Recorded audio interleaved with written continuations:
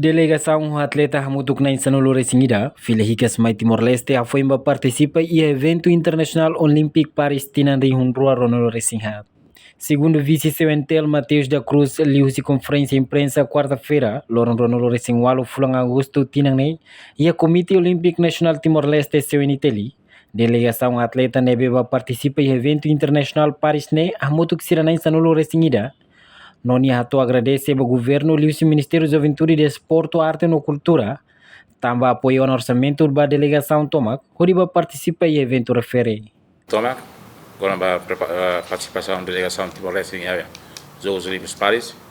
O orçamento da delegação agora já na delegação da Timor-Leste, com condição de dia e delegação que vai participar dos Jogos Olímpicos, muito que mais não é ainda, e depois tem o vice-primeiro-ministro acompanha, nesse presidente do Comitê Olímpico, nós ministro da Juventude e Desporto nos acompanha a delegação autoria Opening Ceremony e delegação composto-se de maneira não ainda, que horas ne dá agora fica que respeito Timor-Leste, com condição na media, com vivendo né, aquela que agarrece vai ao governo, deriva do Ministério da Juventude e Desporto, apoio orçamento para a delegação Tomac, por rol de participação e a Jogos Olímpicos e a Paris em 2024.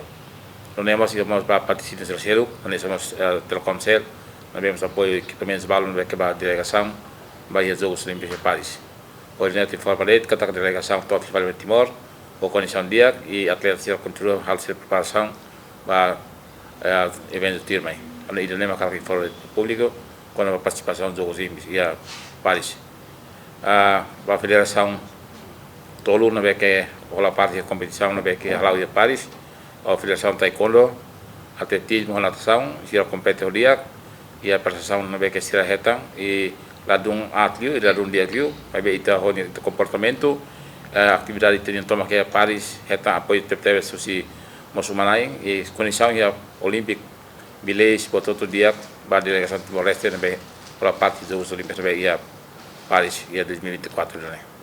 Na ilha de Macau que foram dele, ou condição a delegação toma Timor-Leste na agora só né toda a família Timor-Leste.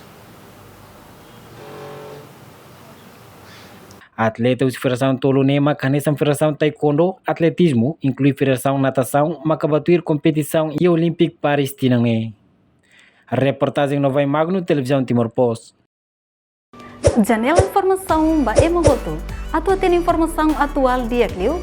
Kita haluha, haneham botão subscribe, like, halo comentário, no fahe tutang ba media sosial hotu.